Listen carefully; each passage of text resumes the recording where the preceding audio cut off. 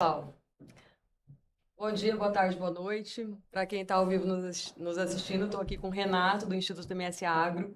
Esse é um podcast da Associação dos Engenheiros Agrônomos da Grande Dourados. Então, essa associação ela foi fundada no dia 7 de setembro de 1977, ou seja, Renato, ano que vem, 50 anos de AIAGRAM, né? Então, a gente tem muito o que comemorar nesse ano e no ano que vem também. E a gente veio aqui hoje falar sobre um tema bastante legal, bastante importante, que é a união, né, da Associação dos Engenheiros Agrônomos com o Instituto de Pesquisa MS Agro, né? Então a gente vai falar um pouquinho dos projetos que nós temos em comum. Vou fazer algumas perguntas aqui para o Renato, né, Renato? Estava Uhum. até separando aqui algumas perguntas para ele. Bom, a gente tem que agradecer também ao apoio institucional da Mútua, do Sistema Confia-CREA, que sempre está apoiando, né? Tanto a parte de divulgação tecnológica, divulgação científica, divulgação de resultados. E eu tô com uma colinha aqui, Renato, porque é muita coisa na cabeça, né? Bom, primeiro vou me apresentar. Meu nome é Jaqueline, eu sou engenheira agrônoma, sou pesquisadora, sou consultora da empresa UTM Tecnologia de Aplicação, também faço parte agora do corpo técnico do Instituto MS Agro. Sou professora de mecanização agrícola na Universidade Federal, na Universidade da Grande Dourados. Fiquei por muito tempo na Universidade Federal, só que foi na época da pós-graduação. Bom, Renato, eu queria que você se apresentasse, falasse um pouco sobre sua trajetória, sobre a agronomia na sua vida. Fique à vontade para falar um pouco sobre a sua história, para você se apresentar aqui para o pessoal que está nos assistindo. Perfeitamente. Boa noite, bom dia, boa tarde, Jaqueline, o pessoal. É um prazer estar aqui. Muito obrigado pelo convite. É sempre bom participar desse tipo de comunicação para a gente falar um pouquinho aí, né? Bom, a agronomia, ela surgiu na minha vida, eu gosto de contar isso há muito tempo. Desde a quarta série, eu já tinha aquela visão que eu queria ser engenheiro agrônomo. Principalmente por influência de um tio paterno meu. Aí eu sempre fiquei com aquilo na cabeça, quero ser engenheiro agrônomo, trabalhar no Mato Grosso e trabalhar de alguma forma com métodos mais naturais de controle ou algo nesse sentido. Então eu me formei em agronomia também, eu sou engenheiro agrônomo, formado pela Universidade Estadual de Mato Grosso do Sul. Eu me formei em 2011 pela UEMS Cacilândia, né? Ah, Cacilândia, já passei por Cacilândia, fica lá lá. na região do Bolsão Sul-Mato-Grossense. E a pesquisa, essa coisa da curiosidade que a gente tem na pesquisa, ela já veio desde a graduação. Eu trabalhei os 5 anos da graduação com pesquisa, com iniciação científica e também com extensão rural. Nos 2 primeiros anos da graduação, trabalhei com mais extensão rural e um pouco de pesquisa, e depois focado só na iniciação científica com pesquisa. E lá da graduação eu já trabalhava com alguma coisa de controle Ah, era biológico. isso que eu ia te perguntar. Qual que era a linha que você se identificava, né? Porque eu estava conversando com o Ricardo lá de Ponto Porã e eu até falei para ele que eu vejo a agronomia, né, como se fosse um grande livro. Uhum. E que a faculdade, ela nos mostra o índice, só o índice, Isso, né? isso. Qual daqueles capítulos da agronomia que você mais se identificou e você quis se aprofundar? Entomologia agrícola. Os 5 anos da minha graduação eu trabalhei com entomologia agrícola. No último ano ali, quando a gente tem aquele estágio supervisionado, a minha orientadora falou, ó, seguinte, mestrado, tem perfil, vejo que você tem potencial. E era uma vontade minha também evoluir um pouco mais nesse estudo. Eu já fui fazer o estágio curricular obrigatório na Unesp, na Universidade Estadual Paulista, né? Ah, já foi Lá de outra instituição. Isso é muito Jaboticabal. bom. Aí eu fiz o estágio supervisionado e já prestei o mestrado.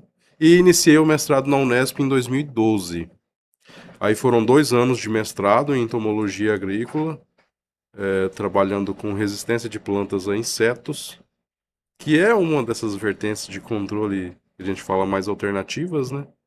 E também ali do mestrado eu já dei aquele gancho e já emendei no doutorado, que também foi na área de resistência de plantas a insetos, aí focado mais um pouco no que a gente vive de grandes culturas hoje, que foi com o Helicobacter parmígera em soja, que era uma praga recém identificada no Brasil, Então ainda tinha muita carência por informação.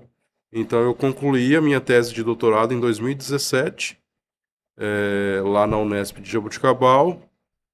Trabalhei um tempo lá no interior de São Paulo por um grupo de fazendas que trabalhavam com grandes culturas também, citricultura, café. E depois disso, em 2021, é, eu fui convidado para vir trabalhar aqui no Instituto MS Agro em Dourados. E desde então estou aqui no Instituto MS Agro. Se eu não me engano, 2021 foi a época da pandemia. Foi Isso, aí, foi na época da pandemia. A gente teve ali a questão da pandemia veio no bem início de nessa. 2020. Na verdade, como a pandemia afetou as nossas vidas, né? Pois é. Eu lembro que nessa época da pandemia a gente fez alguns trabalhos com drones, né? Uhum, Inclusive, um desses trabalhos a gente apresentou no SOEA, né? Enfim, foi um uhum, trabalho bem legal. E eu lembro que no final do experimento, assim, a gente precisava tirar uma foto, né? uhum. E aí, a hora que o pessoal começou a chegar perto para tirar foto, eu falei, gente, para tudo, coloca a máscara que a gente vai chegar perto do outro. E eu olho aquela foto e falo, gente do céu, mas que insanidade, porque tanto na rotina nossa, né, no nosso Como CPF, mudou? como simples seres humanos, mortais, quanto agrônomos também para receber em fazenda, eram Mudou toda a dinâmica de eventos. eventos, veio Nisso a parte daí, online, os parte online podcasts, teve um estouro muito grande em eventos online. As verdade. faculdades adotaram aí um pouco de disciplinas online também, né? É. Então, E a gente vê que a dificuldade, ela nos empurra para novas soluções, né? é bem isso daí mesmo. Falando em novas soluções, né, em inovações, o que que o Instituto MS Agro oferece? O que que é o Instituto MS Agro na sua visão? Apesar de que eu estou lá agora, menos Aham. tempo que você, eu quero que você fale, né, você que está mais tempo no Instituto, Uhum. e apresente para o pessoal o que que seria o Instituto MS Agro. Bom, o Instituto MS Agro, Jaqueline, ele surgiu por uma demanda de um grupo de escritórios de consultoria agronômica aqui da região de Mato Grosso do Sul. Esses escritórios de consultoria, eles sentiam a necessidade aí de se ter uma instituição validadora de tecnologias que eles pudessem confiar ou ter uma segunda opinião. Porque a parte comercial do negócio funciona muito bem. As empresas, elas têm os seus assistentes técnicos, seus representantes de desenvolvimento de mercado, e eles fazem os eventos para mostrar um produto novo, um material de soja novo. Lançamento. Então, os escritórios de consultoria, eles queriam um resultado imparcial, que não tivesse alguma ligação com essas empresas. Então, nessa necessidade é que surgiu o Instituto MS Agro. No início era um grupo de 30, chegou a ser até 34 escritórios de consultoria. Atualmente são 30 escritórios de consultoria. Esses escritórios eles trabalham com consultoria agrícola, planejamento, projeto, seguro agrícola. Então, eles trabalham com uma ampla gama de serviços aí dentro da propriedade rural. Os escritórios estão localizados aí se eu não me engano, 19 municípios e atendem aí principalmente o que a gente chama de Cone Sul, fronteira de Mato Grosso do Sul. O Instituto MS Agro, propriamente dito, ele tem a sua sede aqui em Dourados, onde a gente tem a nossa sede administrativa e a nossa estação de pesquisa, que a gente conta aí com 41 hectares de áreas úteis, área útil, né? Que a gente monta ali nossos experimentos, que eu gosto até de falar que é o meu playground, que é onde a gente pode plantar numa época diferente, a gente pode estressar um solo ali para ver o quanto ele entrega de fertilidade, é onde a gente pode realmente brincar com a agronomia aí, justamente para conseguir mais informações para poder passar para esses escritórios de consultoria que a gente chama aí, que são os mantenedores.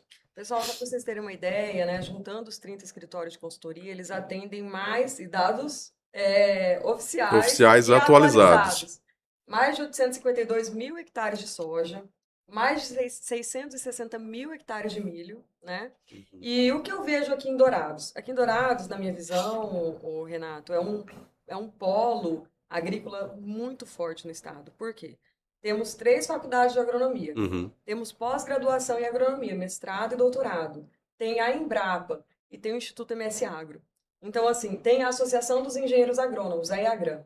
Então, quando todos começam a convergir para um mesmo tipo de pensamento, todo mundo ter uma união em eventos, ter uma união na disseminação científica, isso é muito válido. Então, eu acho que o que tem aqui em Dourados é algo muito raro. Uhum, E se você for pensar em outras cidades, é difícil esse alinhamento de tantas universidades, tantas cabeças uhum. pensantes, né?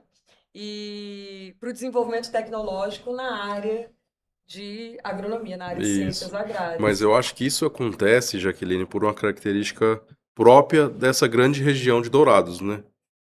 A gente viveu aí um período de 3, 4 anos atrás aí, com grandes frustrações de safra. Então, isso de um modo geral, ele separou ali quem era técnico de quem não era técnico. Então, aquele que não era muito técnico, ele veio com essa sede de informação, que é o que a gente vive hoje em dia aí, dessa união que você comentou em passar informação e multiplicar, ela vem para melhorar essa macro região de Dourados que a gente vive. E a gente vê também, né, pelo menos essa é a forma como eu enxergo essa região de Dourados, tanto o Instituto quanto a Associação dos Agrônomos, é a questão da qualidade de informação. Porque a gente vê que, por exemplo, na internet tem, eu até comentei também, estou citando o Ricardo, que faz pouco tempo que eu conversei com ele, que é muito fácil você falar que você é especialista em alguma coisa, basta Uhum, você colocar na bio do Instagram.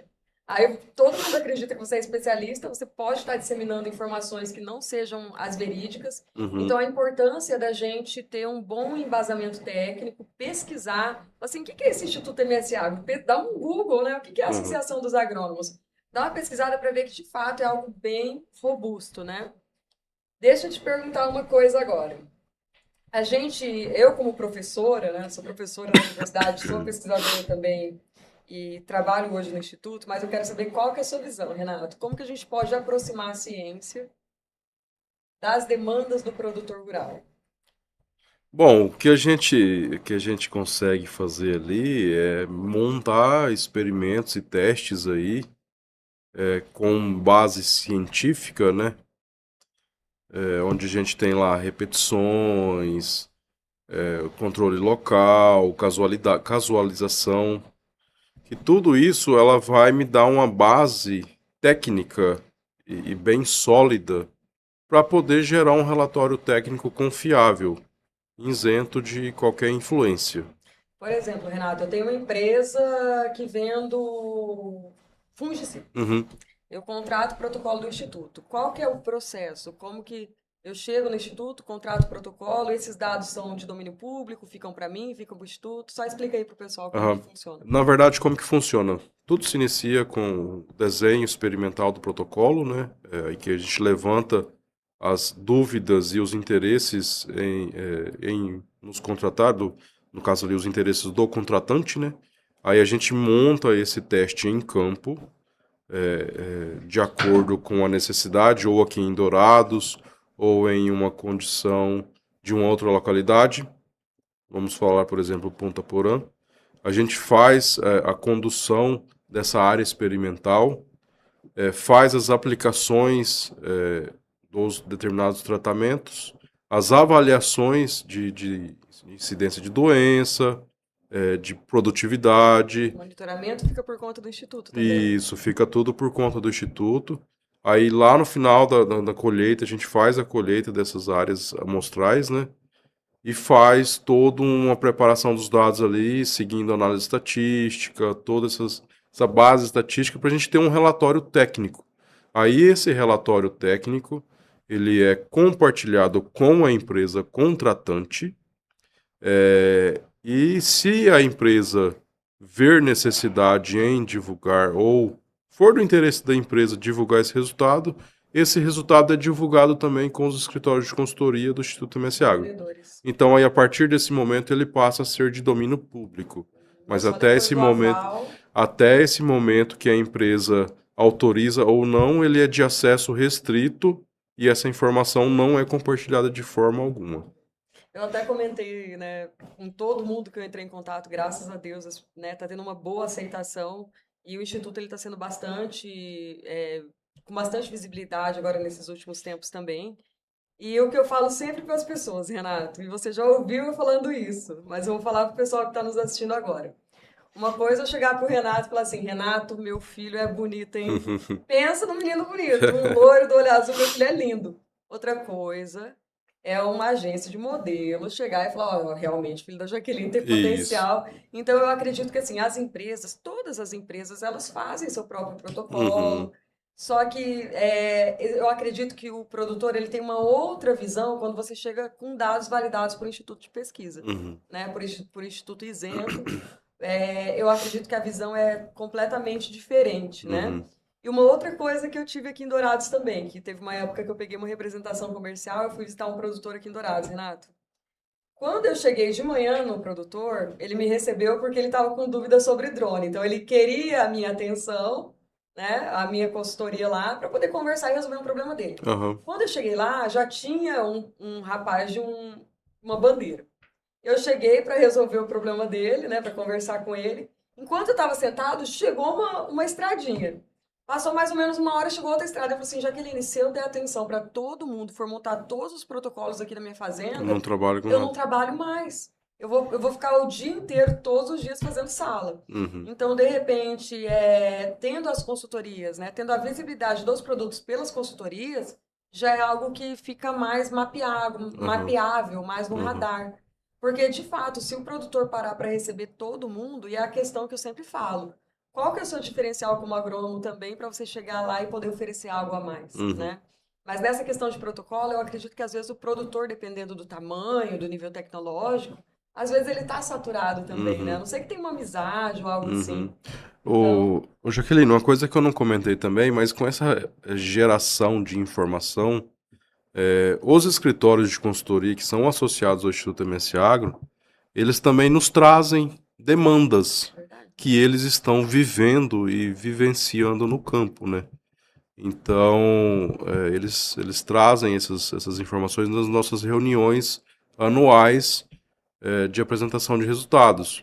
Como aconteceu em junho desse ano agora, a gente fez a apresentação de resultados da soja, onde na ocasião eu pude apresentar alguns dos resultados que a gente obteve nessa safra de soja agora, e de um modo assim a gente já conseguiu balizar os próximos experimentos que o Instituto MS Agro vai conduzir. A gente tem duas modalidades de resultado, né? Nós temos os resultados que as empresas contratantes nos contratam para gerar ali, e essa informação vai ser divulgada ou não, vai depender da empresa. E nós temos as informações que o Instituto MS Agro gera por própria demanda dos mantenedores. Então, aí nisso, o produtor às vezes ele não tem tempo ou braço, a gente fala, para correr atrás dessa informação. Então, os mantenedores eles estão lá para levar essa informação que a gente gera aqui ou que eles obtêm de alguma forma. Perguntando agora para você algo que eu escuto sempre, eu como professora de agronomia vejo, e às vezes eu até encontro alguns ex-alunos, e eles falam assim, vamos fazer um lado a lado. E olha Aham, que eu também trabalho com pesquisa, eu fico, né, pensando. aham. Ah, vamos fazer um delineamento experimental. Qual que é a diferença? Explica para o pessoal, na sua visão, a diferença do experimento lado a lado e do delineamento experimental. Qual que é a importância e onde se encaixa? Será que o lado a lado sempre entrega o que é real? Uhum. Bom, essa questão do lado a lado, ela é muito atribuída também ao custo, né? E também ali o Tempo, objetivo, né? às vezes, Operacional. é apenas validar ali um determinado manejo ou determinado material. É, ele é o lado a lado que a gente fala, é Uma vitrine. uma vitrine mais comercial, Isso, digamos algo que já assim. está embasado com o uso. Isso, isso que já está validado e revalidado em muitas localidades, em muitas condições, né? E a principal diferença quando a gente pega para um experimento mesmo, que a gente tem a questão das repetições. Os experimentos do Instituto MS Agro, eles têm tamanhos diferentes de repetições. Aí é de acordo, se é um experimento de fungicida, é um determinado tamanho. Se é um experimento de inseticidas, ele tem a parcela maior, porque aí a gente tem que ter o cuidado da migração dos insetos. Então, o principal ponto é repetição. O experimento ali técnico e baseado em estatística, ele tem repetições. Para a gente, às vezes um resultado ele acontece e a gente precisa ver se ele realmente vai se repetir. Então, o princípio da repetição é esse, para ver se o resultado mantém-se semelhante em todas as repetições. Um outro ponto importante é casualização, porque a gente tem lá um desenho experimental onde a gente tem a casualização, que é o Sorteio. sorteio aleatório ali das parcelas, para a gente não ter a influência, por exemplo, de um tratamento sobre o outro. E o outro ponto muito importante da experimentação agrícola é controle local. Então você tem o seu experimento montado em uma condição de solo semelhante para todos os tratamentos. Muito se acontece às vezes, vou montar meu experimento aqui e bem no meio tem uma curva de nível. Então isso daí muda completamente a sistematização ali da área. Então você perde essa questão do controle local. Aí você teria que considerar dois experimentos, na verdade, né? Então, os principais pontos são esses: repetição, casualização e controle local. Com isso daí, a gente consegue ter um embasamento técnico e estatístico que nos vai realmente assegurar, falar, não, ó, esse manejo funciona, esse determinado produto dá essa performance aqui.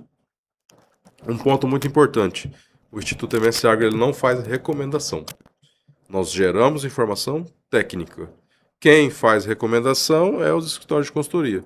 Que aí eles vão realmente entender Tomar lá decisão o de nível acordo. tecnológico daquele assistido, ou alguma condição de solo que vai influenciar, ou material que, por exemplo, a gente faz o experimento em uma cultivar de soja que é mais sensível para doenças foliares.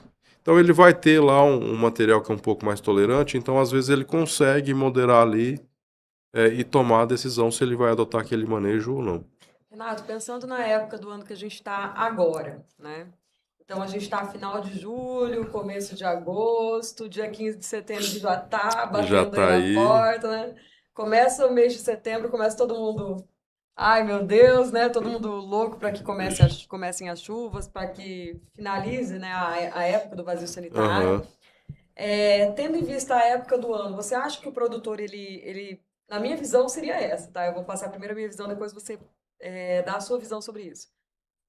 A minha visão é, nessa época do ano, né, pós-colheita de milho, é o momento onde o produtor tem que fazer os ajustes finos. Uhum. Por exemplo, ele já sabe quais as aplicações que ele vai fazer na soja, por exemplo, pelo Uhum. menos as principais. Uhum. Organiza o pH de todos os produtos que você já tem no galpão. Faça os testes da garrafa. Aliás, pessoal, todos os experimentos do Instituto MS Agro são passados pelo teste da garrafa. É feita essa validação, é entregue junto com o relatório pH de calda também. Então, todo esse preparo, esse aquecimento, né? Esse aquecimento, como se fosse uma Uhum. maratona, a soja aqui na nossa região. Todo esse aquecimento, qual conselho que você daria para o produtor? O meu conselho é: monitore o que você tem no galpão, veja o pH dos seus produtos, para você fazer esse teste da garrafa e saber sobre suas aplicações muito antes. Aham. Não, você comentou aí que a gente está vivendo um momento agora que o pessoal já tá pensando na safrinha do ano que vem, já, pra falar a Também na verdade. dessecação da Na soja. dessecação. Então a gente está indo para um momento agora, estamos avançando bastante nas colheitas de milho aqui na região, né? E agora que realmente o pessoal vai ter ideia de como está a área em com relação a plantas daninhas. É, a gente tem já um relato de grande quantidade de plantas de daninhas de difícil controle, mas esse é o momento dele começar já com o pé direito certo, né? Porque se ele já errar na dessecação agora, Atrasa tudo, já gente. compromete muito aí a questão do cultivo de soja, né? Então esse é o momento dele acertar. Então ele está tirando o milho agora, monitorar a área para ver qual que é plantas daninhas que ele está tendo ali na área, para poder entrar com a dessecação no momento mais ideal. A gente está numa época do ano aí com umidade relativa um pouco menor, né? Então tem que cuidar mesmo, porque alguns herbicidas eles demandam de uma certa umidade, a planta não pode estar sob estresse hídrico, por exemplo, senão ele vai perder performance. Então, tomar bastante cuidado com esses detalhezinhos aí, além do produto, a compatibilidade de pH, horário de aplicação. E o que o Instituto pode oferecer para esses produtores? Tem alguma coisa em vista? Fala aí pra gente, Tem, Renato, a que eu gente também tem, tô bem ansiosa para você falar. a gente tem sim uma informação aí. O Instituto MS Agro ele vai estar realizando no dia 27 de agosto uma vitrine tecnológica ali na nossa estação experimental. E nessa vitrine tecnológica a gente vai ter a oportunidade de mostrar aí alguns pontos de atenção que os produtores devem se atentar, né? Nessa Nesse fase da momento, que é essa dessecação. fase da dessecação, que é o pH de cauda, o quanto esse pH de cauda vai influenciar na performance dos herbicidas na dessecação. Então a gente tem, como eu comentei, como a gente tem a estação de pesquisa, a área lá, a gente consegue. Então a gente tem uma área com bastante infestação de plantas daninhas que já está sendo Só para cuidada isso. lá só para A isso. gente quer que tenha Quer planta. que tenha planta daninha, né? Porque nesse local a gente vai fazer a aplicação de diferentes tratamentos. Exato. Que aí o pessoal vai conseguir ver na prática o quanto esses detalhes aí que se fala muito influencia aí no seu resultado final, né? E a gente vai ter alguns pontos interessantes também, que tem participação de empresas que vão estar lá posicionando seus produtos, em si tendo teu espaço lá também com a gente. E vai ser um evento bem interessante aí. Pessoal, essa primeira vitrine tecnológica, né, a aplicação no alvo, é uma parceria do Instituto MS Agro com a Associação dos Engenheiros Agrônomos, por isso que até a gente está aqui no podcast da Iagran. Então, para você que é empresa que trabalha com tecnologia de aplicação, o que a gente vai fazer? A gente vai fazer um experimento do Instituto MS Agro, então o Renato vai fazer a aplicação de herbicida com diferentes pH de cauda. Então, para você que escuta falar em pH, mas nunca viu de fato a influência, pelo menos a nível de herbicida, lá você vai ter a oportunidade no dia 27. E também vamos abrir para algumas empresas, porque a gente não quer um evento muito longo, a gente quer ter um evento que finalize depois das 18 horas com uma janta, né, Renato? Eu É, quero, hein? é. E as empresas vão ter oportunidade também de mostrar como que o produto delas, né, relacionado à tecnologia de aplicação, pode melhorar a aplicabilidade dos herbicidas. Então vai Aham. ser bem interessante. Além disso, por que vai ser às 15h30, Renato? Por Por que não vai ser quê? de manhã? Ah, é porque a gente vai ter uma dinâmica prática lá nesse dia, com uma substância que se chama luminol. E esse luminol, ele é refletível à luz. E a gente precisa ter um certo controle de luz aí para enxergar. E a gente vai pegar a Luz lanterninha, negra. a luz negra, né? Então, como que vai funcionar? A gente vai pegar os diferentes produtos das empresas lá, faz a calda aqui e faz a pulverização.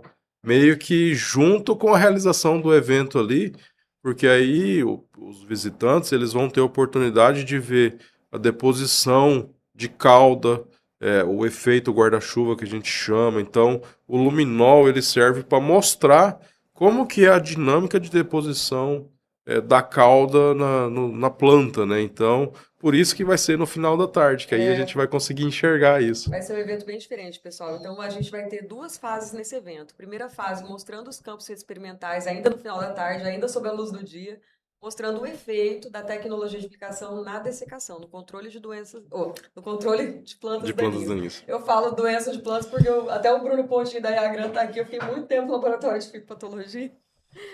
Então, a gente vai ter essas estações mostrando na prática como que o pH da cauda está influenciando o controle dessas plantas daninhas pelo herbicida. E também algumas empresas vão participar também com os protocolos delas de herbicida. Depois dessa parte, a gente acredita que já vai começar a Cair a entardecer. luz. E quando começar de fato a noite, a gente começa a parte da noite de campo. E, gente, eu vou falar uma coisa para vocês. Eu fiz um piloto da noite de campo em Iviema. Vou até marcar aqui o Henrique, que foi o rapaz que me contratou lá para participar da noite de campo. Foi algo inesquecível para mim, né? Porque todo mundo já conhece o luminol, mas esse luminol ele é de fácil diluição. Todas as empresas que participarem vão ter acesso, vão ganhar esse luminol para poder fazer a demonstração. E é algo encantador, assim, você vê na prática, né? Como que as coisas acontecem, como que é a deposição, como que é o efeito guarda-chuva, como que é o espalhamento. Então, quem for participar vai ter oportunidade de ver a parte da dessecação e vai ter a oportunidade de ver também a deposição de gotas de diferentes empresas, né? Empresas, algumas delas já são nossas parceiras. Nesse evento, eu acredito assim, eu estou muito ansiosa por esse evento, eu estou muito feliz que as coisas estão dando certo. E minha única questão, tomara que dia 27 não chova. Mas se acontecer, a gente divulga nas redes sociais, a gente É. reagenda, porque realmente a gente comenta lá no Instituto que é algo muito importante fazer com que a pesquisa se torne visível para o produtor. Aham. Então, às vezes, você mostrar um número, esse controlou 90%, esse controlou 70%, mas a pessoa vendo o que que é o 70% que foi controlado, o que que é o 100% que foi controlado, é diferente. Então, é uma oportunidade única que a gente vai ter agora, tá? E a gente tá, né, algumas empresas já fecharam com a gente no primeiro dia que a gente abriu. Algumas empresas falam assim, não, pode me colocar lá, depois a gente conversa sobre valores, sobre como que a gente vai participar. Mas a aceitação está muito, muito legal, né? E lógico que a gente vai compartilhar também em tempo real, vai compartilhar nas redes sociais toda essa experiência, né?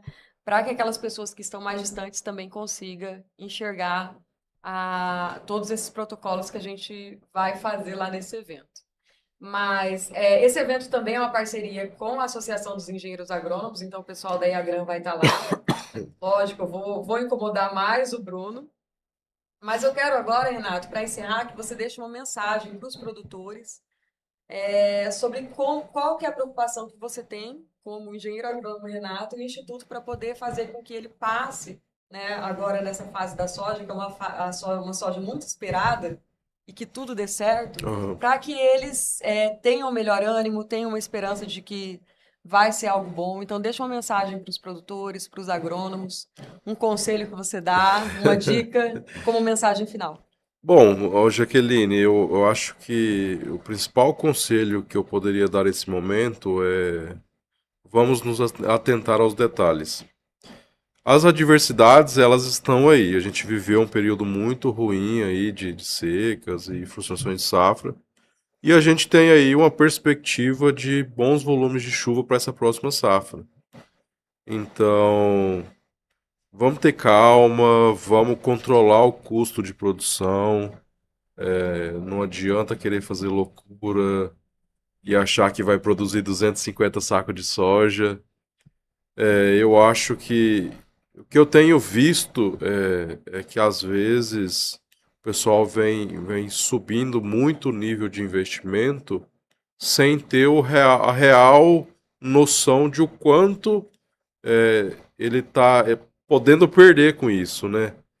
Ele investe 50, 100 reais por hectare, achando que vai estar ganhando 400 e às vezes ele está empatando. Então, tipo assim, no momento de risco, você ter um custo mais equilibrado ali, ele fica mais saudável, né?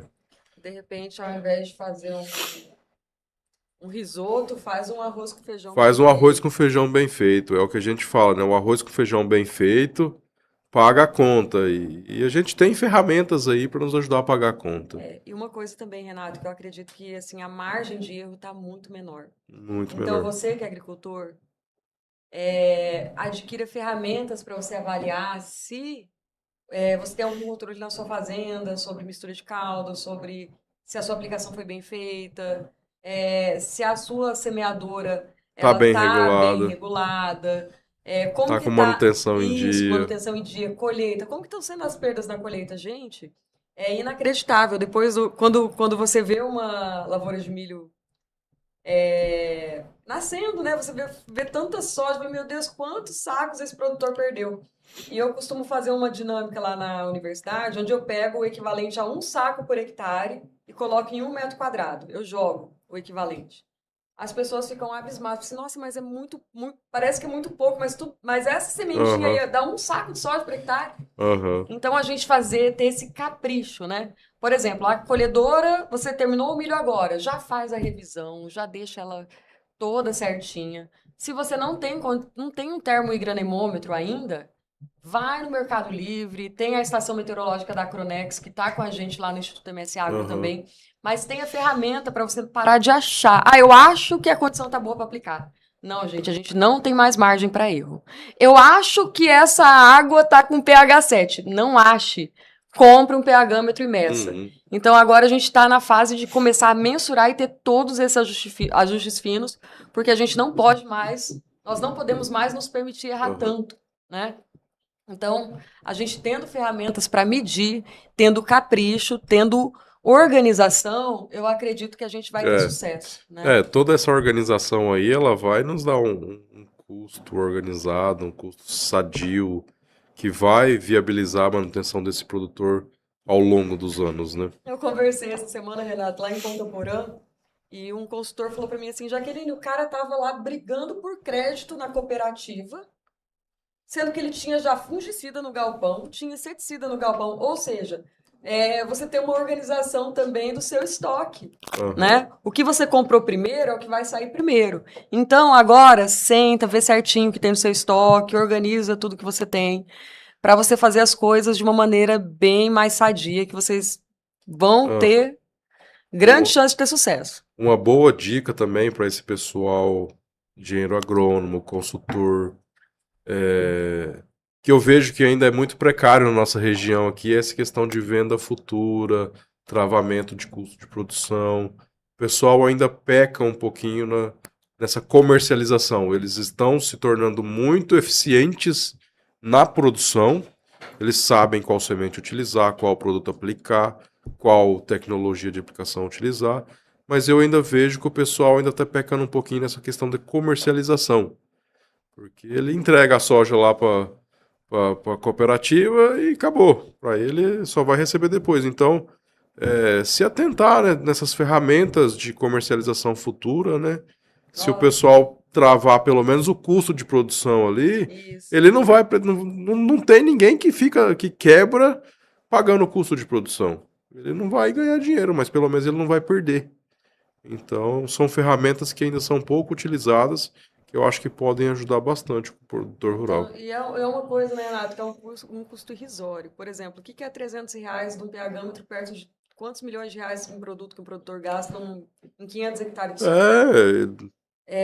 Na hora da colheita. E o meu sogro, ele trabalha com colheita. Ele trabalha com colheita. É que santo de casa não faz milagre, gente. Eu espero que ele não assista esse podcast. Então, tecnologia de aplicação na sua casa, então, é tudo bagunçado. Não. Meu marido me ouve, ele que não me ouça pra ver o que acontece. Mas meu sogro... Gente, ele trabalha com colheita de soja. Só com colheita de soja. E eu já faz anos que eu falo pra ele assim, seu Milton, o senhor tem um determinador de umidade? Ah, não precisa, porque eu saio, eu pego uma amostra no meu carro, eu levo lá onde eu vou entregar. Falei, seu Milton, pelo amor de Deus, se você tiver um determinador de umidade com você, na fazenda ou no seu carro, já que o senhor é prestador, vai evitar todo aquele tempo gasto para ir lá. Então, assim, são ferramentas que... Ai, mas é R$ 3.000. Falei, gente, mas... O que são R$ 3.000 perto de tanto, né? Quanto de combustível já gastou nessa logística? Tempo, né? Tempo de vida, né? Então, assim, às vezes a gente acha que a gente está economizando com algumas coisas, na verdade, né? A gente está só perdendo tempo, e tempo é algo que a gente tem, que tem muito valor, né? Bom, pessoal, então é isso. Eu quero agradecer o Renato, quero agradecer a Associação dos Engenheiros Agrônomos por ter cedido esse espaço, o espaço do deputado Renato Câmara também, que cedeu para a gente fazer esse podcast. Agradecer o seu tempo e até o próximo, pessoal. A gente vai ter mais podcast daqui para frente, hein? Aguardem. Tchau, tchau.